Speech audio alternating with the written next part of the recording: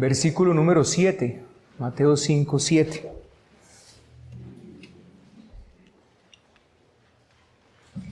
Dice así la palabra del Señor, hermanos: bienaventurados los misericordiosos, porque ellos alcanzarán misericordia. Volvámoslo a leer.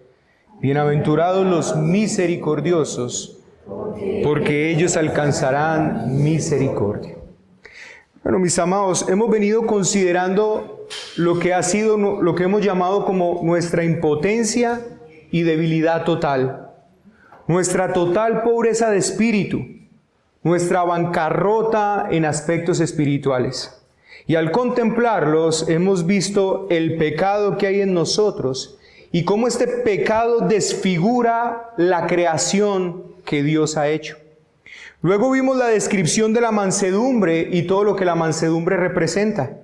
Hemos estado todo el tiempo preocupados por ese terrible problema del yo, esa preocupación por sí mismo, el interés en nosotros, ese confiar en sí mismo que lleva a todas nuestras miserias y que es la causa final de guerras, tanto entre individuos como entre naciones.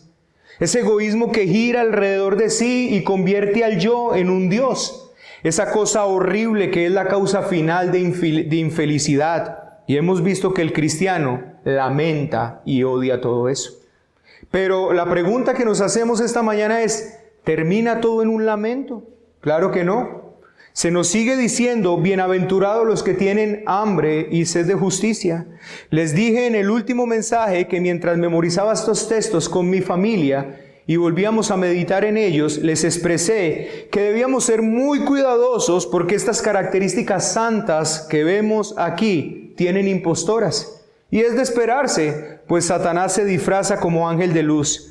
Así que dentro de las artimañas que Satanás presenta es que los hombres no presten atención a este sermón. Pero por si por alguna razón no logra evitar que se preste atención a este sermón, entonces intentará por medio de engaños hacer que alguien los viva, pero de manera ilegítima. Y pienso que lamentablemente esto pasa más de lo que uno llegara a pensar. Así de importante fue nuestro estudio sobre esta bendita bienaventuranza de los que tienen hambre y sed de justicia, de los que anhelan ser transformados, puesto que hoy es muy fácil expresar palabras que parecen muy parecidas a la pobreza espiritual, pero que realmente no tienen nada que ver con pobreza espiritual. Por ejemplo, palabras como yo soy un vil pecador, yo no valgo nada, y parece que la palabrería reformada se ha prestado mucho para eso, pero muchos de aquellos que usan esta palabrería realmente no tienen absolutamente nada de hambre y nada de deseo o sed de ser transformados. Esta semana compartí con Melkin lo que hace mucho rato había escuchado de un predicador muy conocido en este tiempo. Él decía que una lesbiana puede venir a Cristo y seguir toda su vida con esas inclinaciones lésbicas o con esos deseos lesbianos, pero que lo importante es que ella se diera cuenta que ya había sido perdonada y que al estar en Cristo no había ninguna condenación para ella. Este tipo de afirmaciones son muy peligrosas y realmente sí es cierto que hemos sido perdonados y sí es cierto que para los que están en Cristo Jesús no hay ninguna condenación, pero falta un pequeño detalle en esa expresión: los que no viven conforme a la carne, sino conforme al Espíritu. El asunto allí tiene que ver con si esa mujer que era lesbiana y que ha venido a Cristo no solo tiene un lenguaje evangélico de decir he sido justificada, sino si tiene hambre y sed de justicia. Y esto será demostrado en la forma como ella lidia con su pecado y con los pensamientos de su pecado. Así que las bienaventuranzas nos van llevando como en un crescendo, como en un creciendo. No termina todo dándome cuenta de mi situación y ya. No termina tampoco todo en un lamento por mi situación. El asunto sigue avanzando hasta llevarnos a mostrar verdaderamente con nuestra vida que tenemos las características que nos hacen diferentes a todo el mundo. Porque en últimas, hermanos, eso es lo que hemos estado contemplando. Las características de personas que son de otro mundo, que tienen un rey distinto al rey que tiene todo el mundo y que viven en un reino muy distinto al que vive todo el mundo. Ahora, esta afirmación concreta, bienaventurados los misericordiosos, porque ellos alcanzarán misericordia, es un paso más en la descripción que las bienaventuranzas nos hacen con respecto al hombre cristiano. En un sentido, es como si hasta este momento hemos estado contemplando al cristiano en función de la necesidad que tiene y en función de que ahora es consciente de esta necesidad. Pero ahora llegamos a un punto decisivo. Vamos a ocuparnos más de la disposición que este hombre tiene por la gracia de Dios, lo cual es el resultado de todo lo que hemos dicho anteriormente. Hemos visto ya algunos de los resultados que se sigue cuando uno se ve como es. Por ejemplo, cuando usted ve su pecado, el resultado natural que debe venir es que usted llora. Pero no solamente que llora, sino que se lamenta y por tanto usted desea ser liberado por eso. Cuando en especial usted ha visto lo que es usted en su relación con Dios, debe de ocurrir algo en su vida, no se puede quedar simplemente ahí. Ahora nos vamos entonces a centrar con algunas consecuencias más que se han de manifestar inevitablemente cuando uno es verdaderamente cristiano. Por ello, podemos hacer notar una vez más el hecho de que nuestro Señor Jesucristo escogió estas bienaventuranzas con todo cuidado. Él no habló al azar. Hay un progreso concreto en el pensamiento de nuestro Señor. Hay una secuencia lógica. Esta bienaventuranza concreta procede de todas las demás. Por eso no se puede sacar del contexto de donde está escrito. Esta bienaventuranza está íntima, clara y lógicamente relacionada con todas las demás. Pero yo diría que inmediatamente con la anterior. En otras palabras, hermano, alguien que gime ser como Cristo necesariamente gemirá por ser misericordioso. Ese es el punto del que estamos hablando aquí. Ahora, antes de entrar en esta bienaventuranza de manera definitiva, quisiera que analizáramos un problema teológico que se desprende de ella. Hay un problema teológico en esta bienaventuranza. Y el problema teológico yo lo llamaré hoy la ley de la causalidad. La ley de la causalidad. Hay una ley que lleva ese nombre, la ley de la causalidad. De acuerdo al principio de causalidad, dice: todo efecto siempre tiene una causa. Y la pregunta en nuestro caso sería la siguiente: ¿recibo misericordia porque doy misericordia? Porque si usted lee el texto con atención, dicen: bienaventurados los misericordiosos, porque ellos alcanzarán misericordia. A simple vista parece que el texto, esto es lo que nos está enseñando, que la causa por la cual yo recibo misericordia de parte de Dios es porque yo doy misericordia. Creo que es importante aclarar esto, porque una vez aclarado este punto, daremos también solución a otro texto que nos encontraremos más adelante en el Sermón del Monte, en un texto conocido como el Padre Nuestro. Porque si perdonáis a los hombres sus ofensas, os perdonará también vuestro Padre Celestial. Mas si no perdonáis a los hombres sus ofensas, tampoco vuestro Padre os perdonará vuestras ofensas. Así que cuando leemos estos textos, una vez más estamos ante un texto que parece que el perdón nos llega porque perdonamos. Es como si dijéramos que la causa de ser perdonados es nuestro perdón. Y esto realmente nos pone en aprietos porque implica teológicamente muchas cosas. Por ejemplo, esto llegaría a implicar que lo que hemos dicho sobre la disposición general del ser humano es errado. ¿Qué es lo que hemos dicho con respecto a la disposición general del ser humano en este púlpito? Dijimos que no estamos ante características naturales, que ningún hombre natural tiene la disposición del Sermón del Monte, sino que estamos ante aquellas características que son obra del trabajo del Espíritu Santo en la vida del regenerado.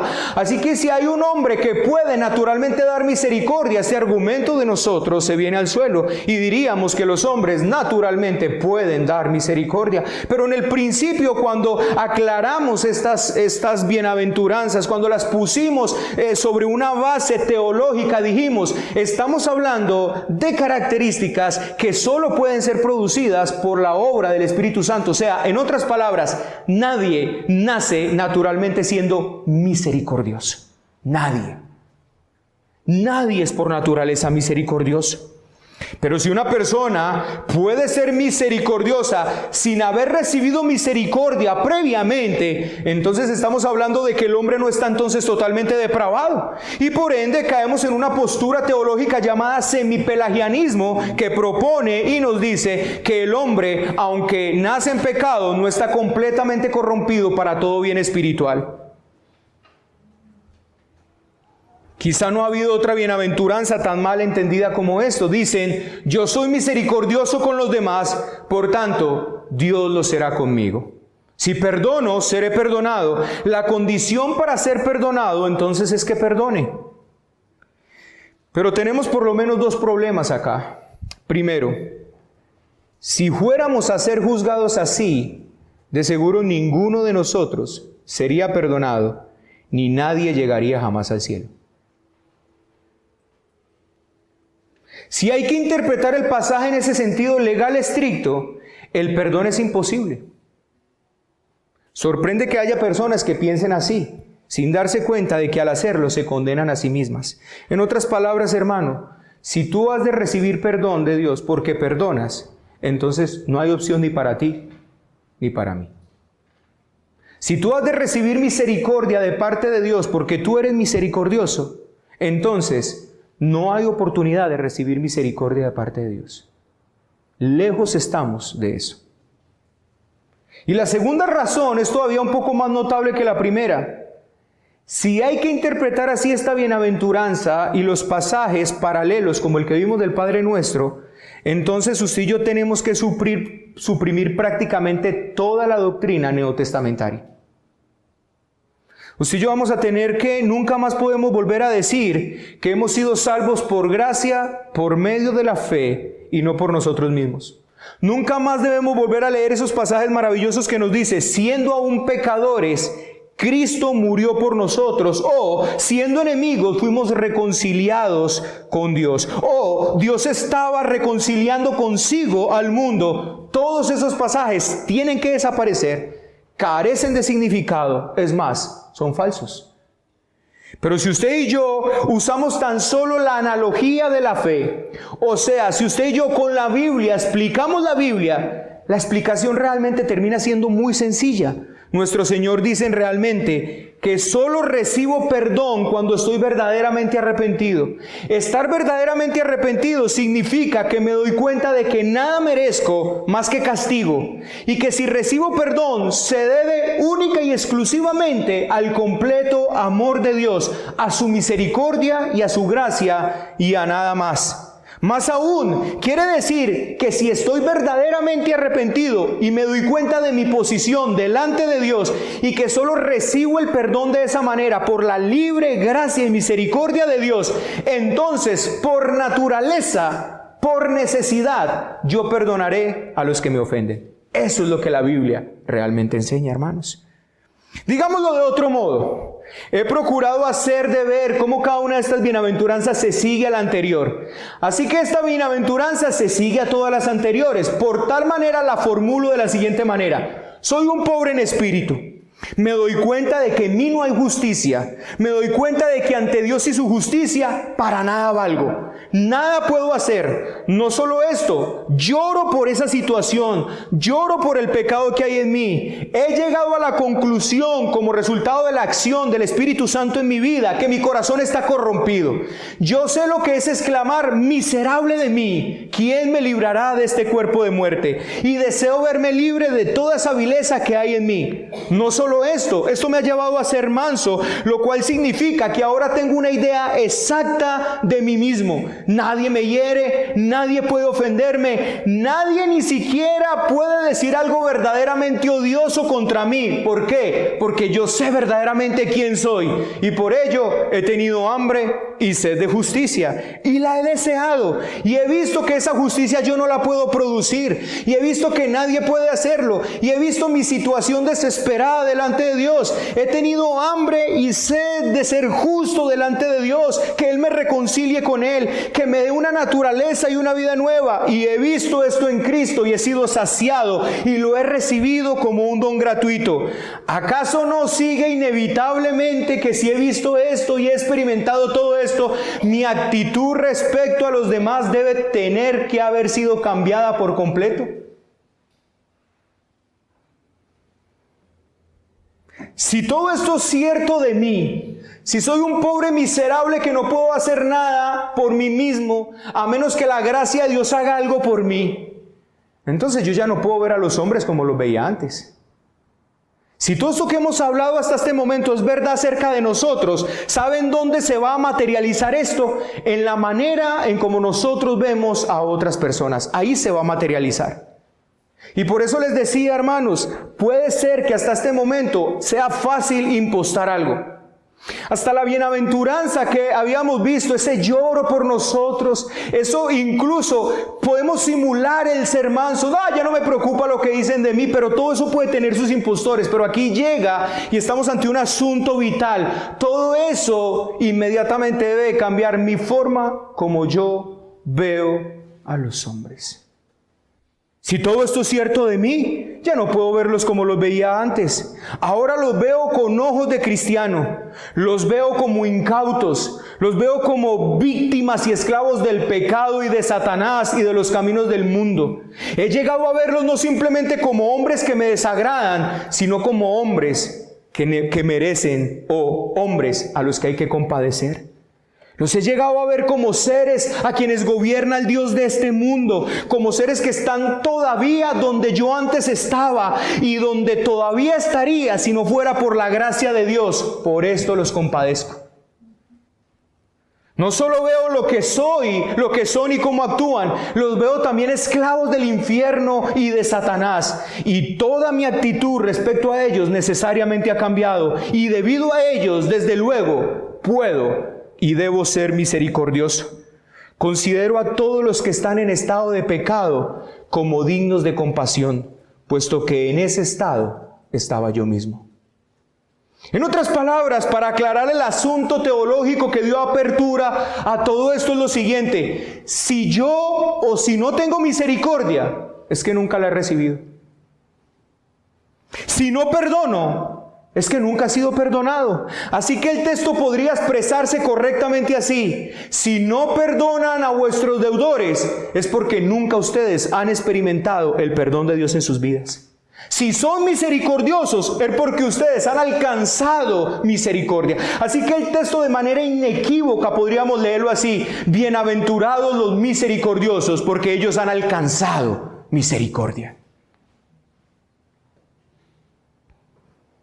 Esto es lo que dice esta bienaventuranza. Esto es lo que dice nuestro Señor en la parábola del siervo injusto.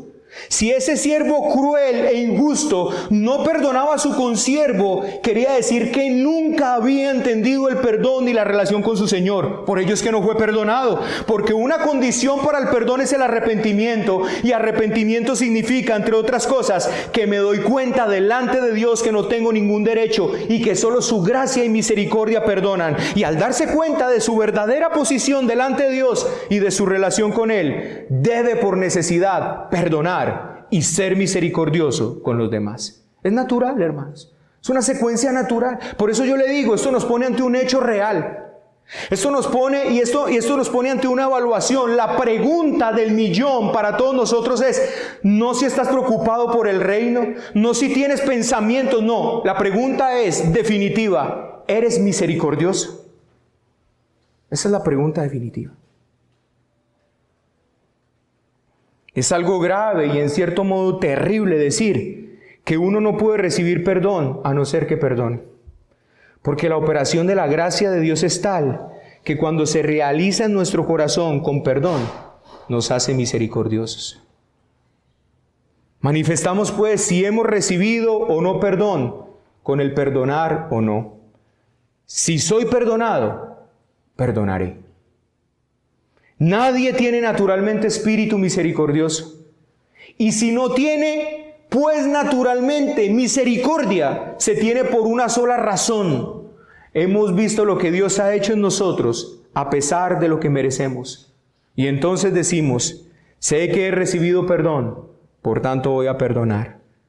Bienaventurados los misericordiosos, porque ellos alcanzarán misericordia. Por haber recibido ya misericordia, son misericordiosos. Al vivir en el mundo, caemos en pecado. Y en cuanto esto sucede, necesitamos misericordia y la conseguimos. El fin, recuerden el fin. En 2 de Timoteo 1, 16, 18, Pablo menciona a Onesíforo, al que recuerda porque le tuvo compasión cuando él había estado en la cárcel, prisionero en Roma. Y añade Pablo, concédele el Señor que haya misericordia cerca del Señor en aquel día. Sí, usted y yo necesitaremos misericordia. La necesitaremos al final. En el día del juicio, cuando usted y yo nos presentemos ante el tribunal de Cristo para darle cuenta de nuestros actos, no cabe duda de que habrá obras malas y pecaminosas allí, por las que usted y yo necesitaremos misericordia en aquel día. Y gracias a Dios, gracias a Cristo que está en nosotros, y gracias al Espíritu del Señor que está en nosotros, y gracias a que toda nuestra vida fuimos misericordiosos, entonces conseguiremos misericordia en aquel día. Lo que me hace misericordioso es la bendita gracia de Dios obrando en mí. Si no soy misericordioso, entonces solo hay una explicación: nunca he entendido la gracia y misericordia de Dios. Por tanto, estoy apartado de Cristo, sigo todavía en mis pecados, no he recibido perdón. Ese es el orden divino. Espero entonces con esto haber aclarado el problema teológico de la causalidad. Así que la causa por la cual yo alcanzo misericordia no es porque doy misericordia, sino por la gracia de Dios operando en mi vida, y esta bendita gracia de Dios me lleva a ser misericordioso. Misericordioso. Entonces la pregunta es, ¿qué es misericordia? Hemos hablado de la misericordia, hemos hablado de ser misericordiosos, hemos hablado de que Dios ha tenido misericordia de nosotros, pero la pregunta definitiva ahora en este momento es, ¿qué es la misericordia? Antes de definir misericordia en términos positivos, permítame definirla en términos negativos. O sea, antes de decir lo que es misericordia, déjenme decirles lo que no es misericordia. Y esto lo hago con un propósito. Lo hago porque me parece que como creyentes es importante deshacernos de todo concepto errado. Ya les había dicho esto. Lo vimos cuando explicamos lo que era ser manso. Estos conceptos como manso, como misericordioso, parece ser que por naturaleza pensamos en ellos en cierta manera, pero muchas veces los conceptos en nuestra mente son errados. Con respecto al verdadero significado de misericordioso, yo quiero decirle que no es misericordia. ¿Para qué? Para que usted simplemente no añada más información a lo que usted cree que es misericordia cuando yo le diga lo que es la misericordia, sino que primeramente usted se deshaga de lo que no es misericordia para que pueda recibir en su mente y en su corazón la verdad de Dios. Porque por esto, hermano, es que muchas veces tienen problemas en la iglesia y se le dice a una persona que es muy misericordiosa, se le dice, es que no tiene nada de misericordia por la forma como la persona es. Así que tengamos cuidado de no andar definiendo los conceptos bíblicos como el mundo los enseña o como a nosotros nos parece que son. La misericordia entonces no quiere decir que debamos ser tranquilos como solemos decir. Hay mucha gente que cree que ser misericordioso significa ser tranquilo, no ver las cosas, o si las ve, hacerse como si no las viera. Es que es tan misericordioso. Esto entraña un peligro especial en unos tiempos como los nuestros, que no creen en la ley ni en la disciplina, y en un sentido entonces tampoco en la justicia. Hoy en día se cree que el hombre ha de tener libertad absoluta para pensar y hacer lo que quiera. El misericordioso, creen muchos, es el que sonríe ante las transgresiones y las violencias de la ley. Y él dice, ¿qué importa? Sigamos adelante. Es una clase de persona fácil, floja, a quien no le importa o a quien no le preocupa que se hagan las cosas. Lo que intentamos decir, hermanos, es que muchos creen que misericordioso es alguien que ve el mal, pero que lo trata con tranquilidad. Como si nada grave hubiera pasado, ¿cierto? Se creen que el misericordioso es cuando una persona pecó y se le dice, ay, tranquilo hermanito, no te preocupes, no pasa nada, sigue adelante, es tan misericordioso que es. Bueno, hermanos, eso no tiene nada que ver con la misericordia. Es más, se piensa que misericordioso es el que ve el mal en otros y ni siquiera dice nada, porque arguyen ellos, no dice nada, porque también él sabe que es pecador, que necesita misericordia. Entonces yo veo el pecado de mi hermano, ay, qué pesar, yo mañana también voy a necesitar que él diga, ay, qué pesar. Bueno, hermanos, nada de eso tiene que ver con misericordia, pero lejos de esto es la misericordia. Y el mayor problema con ese pensamiento es lo que sigue. Y préstele usted mucha atención, porque si usted hasta este momento cree que eso es misericordia y sigue creyéndolo, déjeme, yo le digo que está en un grave error, y yo le voy a decir por qué. Porque cuando usted interpreta el término misericordia, usted debe de recordar que es un adjetivo que se usa de manera específica a Dios mismo. Entonces, no podemos usted y yo definir misericordia en términos humanos y misericordia. No, es que una cosa es la misericordia de Dios y otra cosa es la misericordia del hombre. No. El texto dice, sean misericordiosos como vuestro Padre es misericordioso. Así que, hermanos, de modo que sea lo que fuere que se decida en cuanto al significado de misericordioso, se le aplica también a Dios. Y en cuanto lo considero así, vemos que esta actitud fácil, que no se preocupa de la violación de la ley, es inimaginable cuando se habla de Dios. Ah, Sarita, has pecado. Y Dios viene y te dice, no te preocupes, sigue adelante, hermana mía.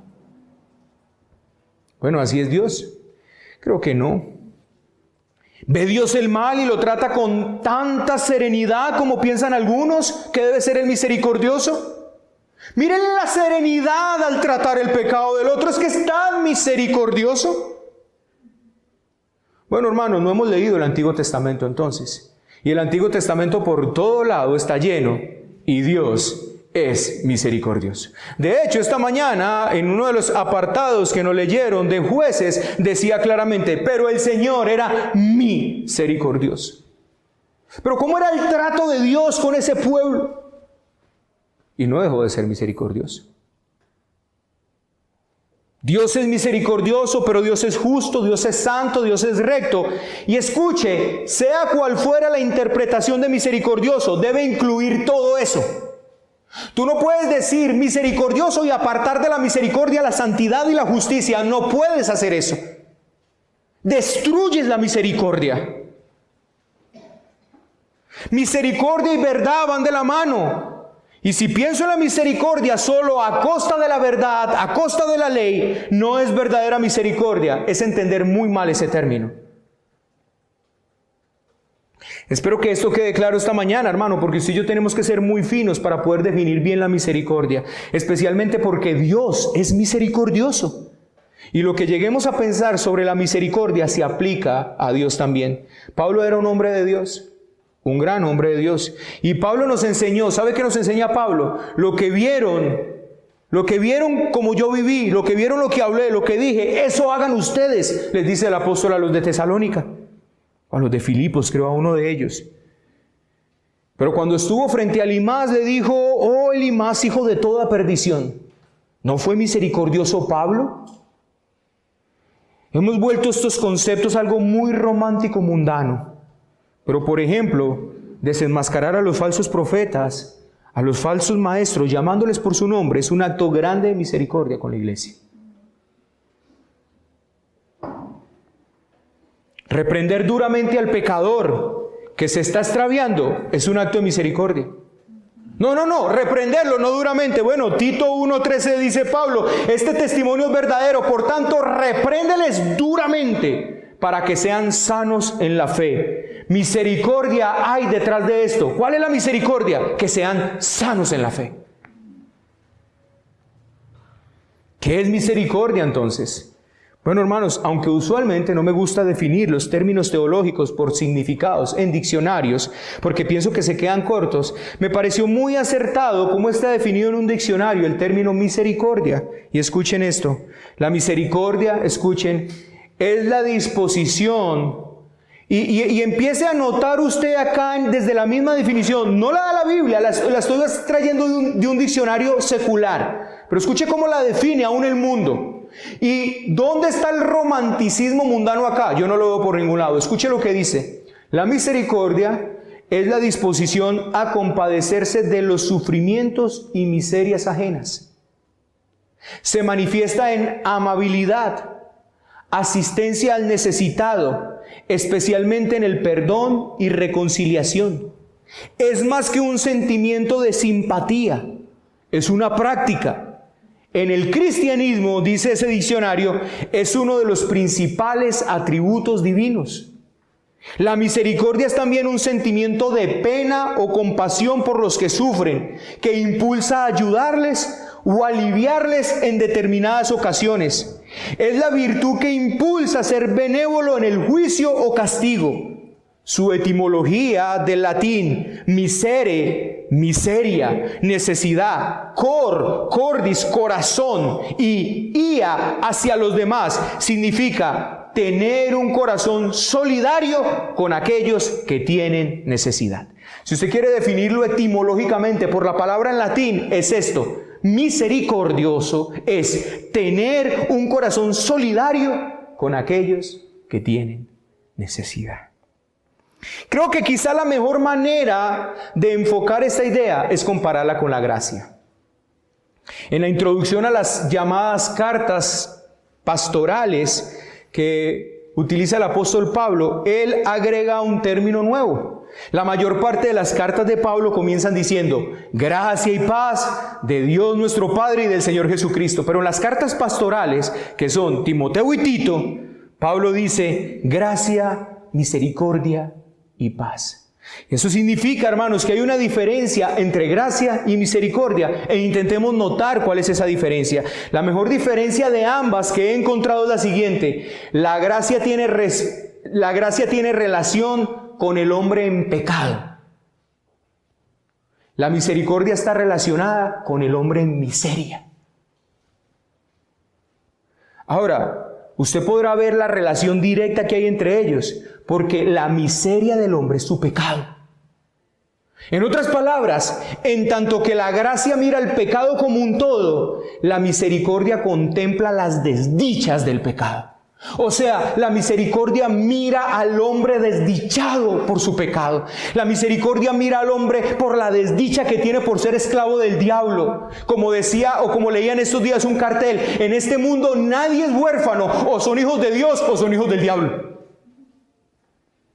Si tú no eres un hijo de Dios, si tú no has venido a la fe de nuestro Señor Jesucristo, tú no estás huérfano, tú tienes un padre, y tu padre se llama el diablo. Tú estás bajo el poder de ese enemigo, tú estás bajo el poder de él, tú actúas conforme a la voluntad del príncipe de la voluntad del aire, por eso, de la potestad del aire. Por eso es que tú necesitas urgentemente venir a Cristo en arrepentimiento y fe, porque si no, tú estás separado de la gloria de él. De modo que misericordia significa realmente un sentido de compasión, además de deseo de aliviar el sufrimiento. Eso es misericordia en términos generales. Es un sentido de compasión que lo mueve al deseo de aliviar el sufrimiento por el cual la persona pasa a costa de su pecado. Está centrado en la miseria del hombre. ¿Cuál es la miseria del hombre? La miseria del hombre tiene nombre propio: pecado. El hombre no está en miseria porque no haya oportunidad laboral. El hombre está en la miseria que está porque está separado de Dios por su pecado. Si ustedes pueden notar a esta definición que ustedes hemos llegado, nada de esto involucra romanticismo, ni sentimentalismo y cosas por el estilo. Puede ser que para cumplir esto en muchas ocasiones se tenga que ser agresivo o rudo. Pero aún así, es tener misericordia. Ese es el significado esencial de ser misericordioso. Es compasión además de acción, de modo que el cristiano tiene un sentimiento de compasión. Yo quiero que usted note esto, hermano, para que usted me entienda, porque usted puede decir, ¿cómo pueden estar relacionadas la misericordia con un acto de rudeza? ¿Qué haría usted si usted viera a su hijo o a su hija en un antro?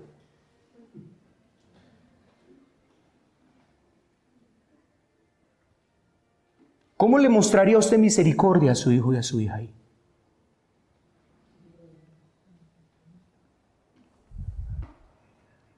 Yo recuerdo, les voy a contar un hecho vergonzoso, pero se los voy a contar para que me lo entiendan un poco de lo que les estoy hablando. Es un hecho vergonzoso cuando mi esposa y yo éramos novios. Por alguna razón resultamos en una zona muy fea de Armenia, una parte de verdad complicada, allí donde queda el Can, cuando eso creo que, no sé si había ocurrido ya el terremoto. Sí, bueno, no recuerdo, pero bueno, en esa zona muy fea, entre carreras 18, no, para este lado de acá, por la 20, como con 19, por esa carrera, calle 15, 12, 13, 14, por ahí estábamos. Y de pronto yo le dije a mi esposa, a mi novia en ese entonces, esto sí acabó, ¿cierto? Yo le dije, aquí no hay más nada que hacer, esto se terminó. Y la muy bendita hija del Señor ahora se iba a ir para esa olla. Entonces yo no sé qué, y eso se me rebotó y se fue a meter a esa olla. Y yo que la voy a meter a esa olla, yo digo, ¿y yo cómo le voy a responder a Amparo por esta mujer en el problema que me metí? Entonces yo la agarré por la mano, la agarré con fuerza por la mano y la llevé prácticamente arrastrada y se la entregué a su mamá. Y su mamá encima le zampó una pela.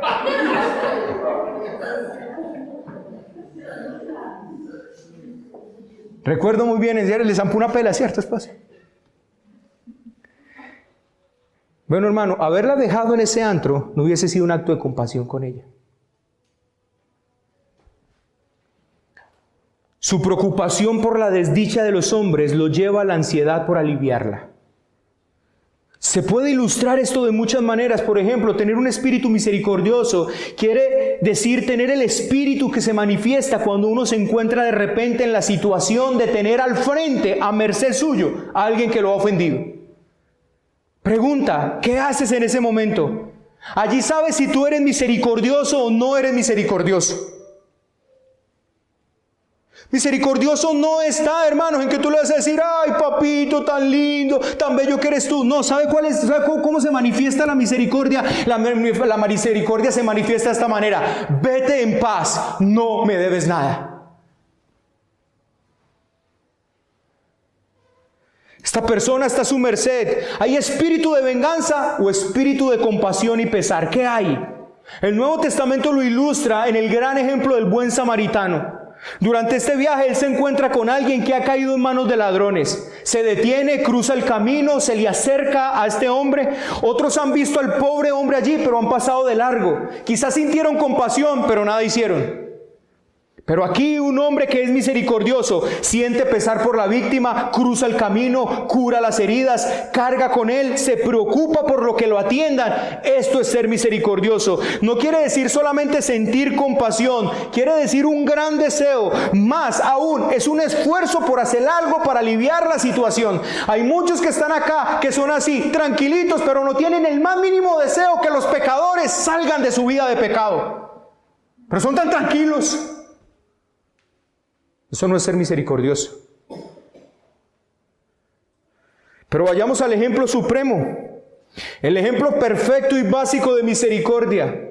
El misericordioso Dios que envió a su Hijo a este mundo. La venida de su Hijo al mundo, ¿por qué? Porque es misericordioso. ¿Y qué lo movió? Vio nuestro estado lamentable, vio el sufrimiento, vio el desastre en el que nosotros estábamos a causa del pecado. Y a pesar de todo esto, lo indujo a actuar. ¿Y cómo actuó? Él no solo sintió pesar, ya están esos pobres pecadores, qué pesar como están de arruinados. No, Él hizo algo. Él envió a su Hijo y se ocupó de nuestra condición. De ahí la necesidad de la doctrina de la expiación. No hay contradicción entre justicia y misericordia, entre misericordia y verdad, van juntas.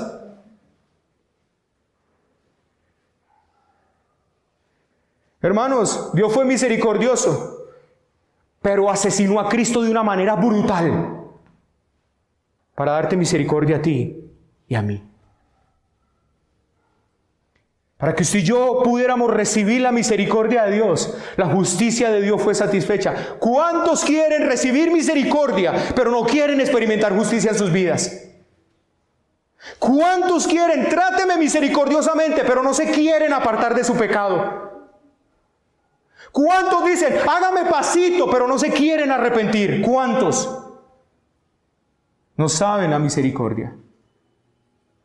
Para que usted y yo recibiéramos misericordia, nuestro Señor Jesucristo fue brutalmente colgado en una cruz para que la justicia de Dios se vindicara.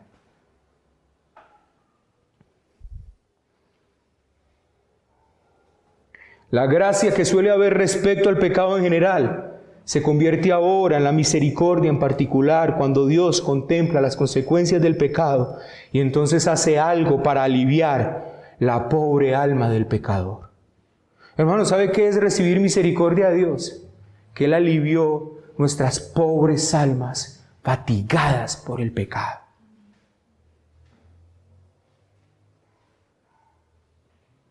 Es tan absurdo, hermanos, cuando yo veo a muchos que se llaman cristianos exponiendo sus carros fiados, sus motos fiadas, sus casas fiadas, diciendo, Dios ha sido misericordioso conmigo, y nunca han experimentado el ser aliviados de su pecado.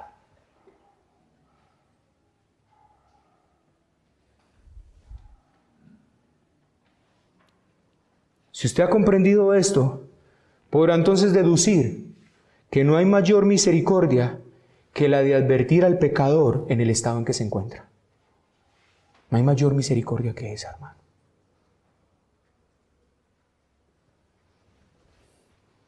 Defina el término. Entienda el término.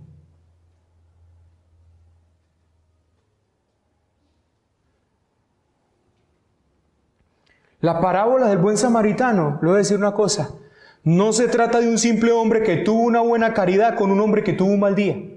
No. ¿Sabe qué es la parábola del buen samaritano? Es una parábola todo sobre Cristo.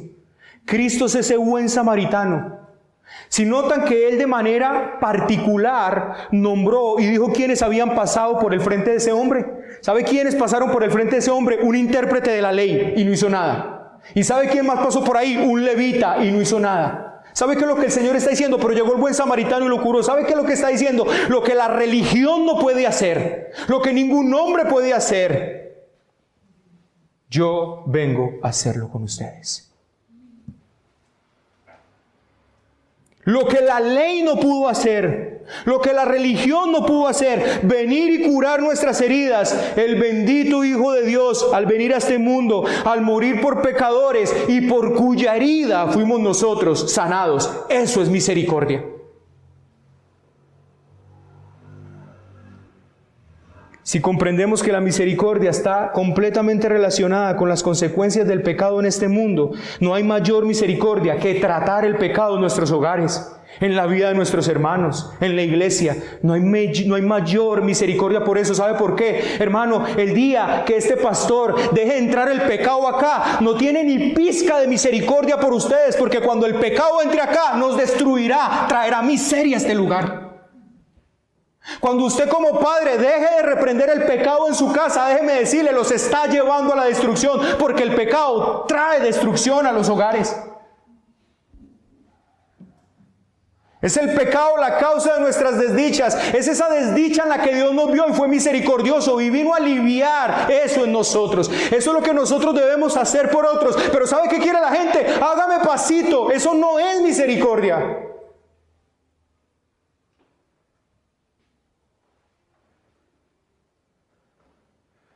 Así pues, la disciplina es misericordia. La exhortación es misericordia. Y puede ser, hermanos, sí, puede ser que muchas veces esa misericordia se exprese de manera errada, pero se está expresando de manera errada no significa que no se es misericordioso. Defina los términos.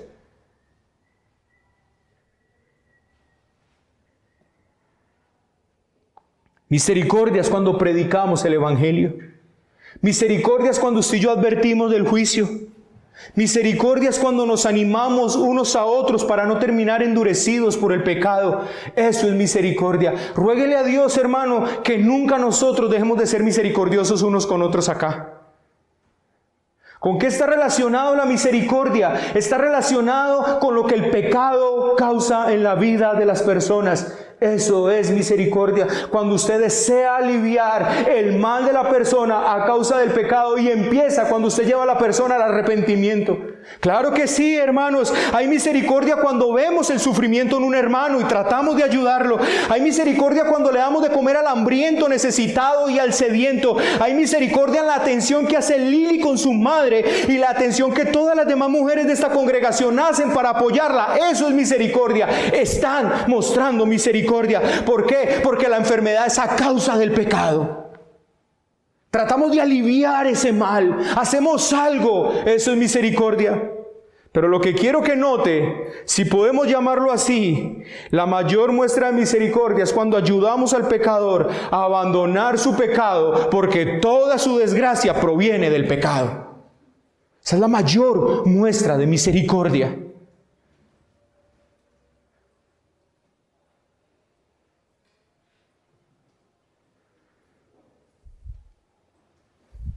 Porque el pecado es que lo tiene como lo tiene, no solamente en lo físico, sino que lo tiene así como lo tiene en cuanto a su relación con Dios. Es objeto de la ira de Dios.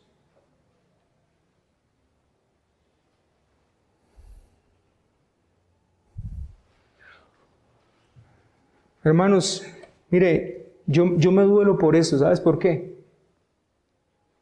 Porque hay padres que ven prosperar a sus hijos en este mundo, separados de Dios, y están orgullosos. Hay padres que ven prosperar a sus hijos en este mundo, separados de Dios, y están orgullosos.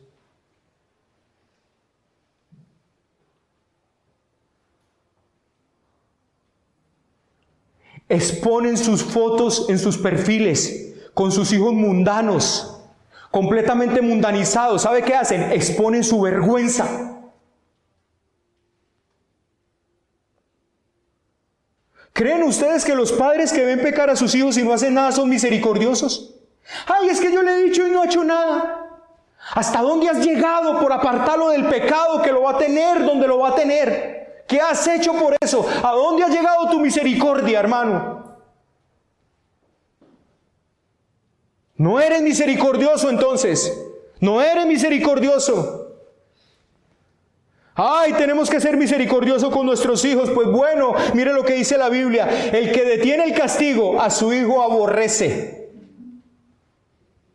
mas el que lo ama desde temprano lo corrige. Qué tremendo, ¿no?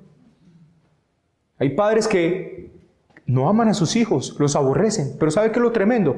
Se enorgullecen de sus logros. Es como si dijera, lo que yo nunca logré hacer, mi hijo lo hizo. Ay, no sabe nada. Tú no sabes qué es esto. No sabes qué es esto. Así que la pregunta concreta es, ¿somos misericordiosos? El cristiano según nuestro Señor es no solo lo que hemos visto ya que es, sino que también es un hombre que quiere, que es misericordioso, ve el pecado en los demás, ve la miseria en los demás y se duele, quiere ayudarlos a salir de ahí, quiere ayudar a los hermanos que están en necesidad. En estos días yo le pregunté y le hice esta pregunta a los miembros de esta iglesia: dígame cómo esta iglesia se beneficia de usted. Y no me diga solamente que ora. Dígame si pueden contar con usted para orar misericordia en otros. Dígame si usted ve a un hermano sufriendo aquí y sufre, si quieres aliviar su dolor. Dímelo si eres misericordioso. No, pero ¿sabe qué estamos pensando aquí? Ay, no, es que yo quiero que me hable pasito.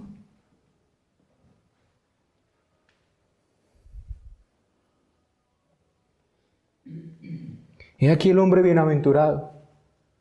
He aquí el hombre al que hay que felicitar, el que es misericordioso. Contemplemos a Cristo en la cruz, al que nunca pecó, al que nunca hizo daño a nadie, al que vino a predicar la verdad, al que vino a buscar y salvar al perdido, ahí, clavado en la cruz, sufriendo agonías de muerte, y con todo dice, con aquellos responsables que lo están colgando allí: Padre, perdónalos. ¿Por qué? Pero no saben lo que hacen. Están engañados, son hijos del diablo, el pecado los domina. Padre, perdónalos. ¿Por qué? Porque no saben lo que hacen. Esa debe ser nuestra actitud al pecador. Padre, perdónalo porque no saben lo que hacen. Esta debe ser nuestra actitud ante el que nos hace mal. Padre, perdónalos porque no saben lo que hacen. Pero no tiene nada que ver, mis queridos hermanos, con no intentar aliviar en esos mismos pecadores. Este Señor que estaba diciendo: Padre, perdónalos porque no saben lo que hacen, estaba en la cruz del Calvario aliviando el pecado de ellos, de aquellos que creerían en Él. Vemos a Esteban cómo llegó a ser como Cristo. Mientras lo lapidan, ¿qué dice? Ora al Padre Celestial y exclama: Señor, no les tomes en cuenta este pecado. Mire lo interesante de esta escena, hermanos. Esta escena es bastante interesante y peculiar. Noten que Esteban está allí siendo apedreado, y mientras está siendo apedreado dice: Señor, no les tomes en cuenta este pecado. ¡Qué hombre tan misericordioso! Pero quiere que les diga algo. Un instante antes les estaba diciendo: ustedes que matan a los profetas, ustedes que tienen el corazón incircunciso. Y fue eso lo que les llevó. Una cosa no anuló la otra. El haberles querido apartar del pecado, que ellos se arrepintieran cuando los enfrentó con su pecado, no quitó la misericordia de este hombre. Y después, un instante después, está diciéndoles: Padre, perdónalos, no les tomes en cuenta este pecado. Qué escena tan particular.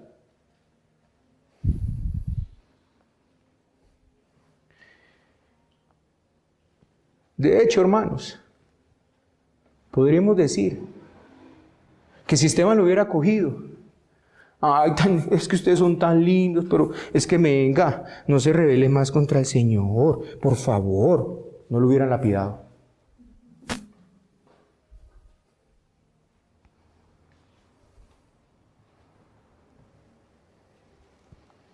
Los llamó duros de corazón, duros de cerviz. Los juzgó por cometer actos de maldad, por matar a los profetas, pero era tan misericordioso que oró por ellos para que el Señor no les tomara en cuenta ese pecado. Oh, hermanos, no confundamos una cosa con la otra. Usualmente y lastimosamente se confunden. Que cada uno se examine a sí mismo esta mañana. No les pregunto qué clase de vida llevamos. No les pregunto si hacen esto o aquello. No les pregunto si tienen cierto interés en el reino de Dios. Les pregunto esto: ¿ven el pecado en otros y quieren aliviar? ¿Son misericordiosos? ¿Le predican a sus hijos? Prefieren muchas veces ser rudos, pero no dejar de ser misericordiosos.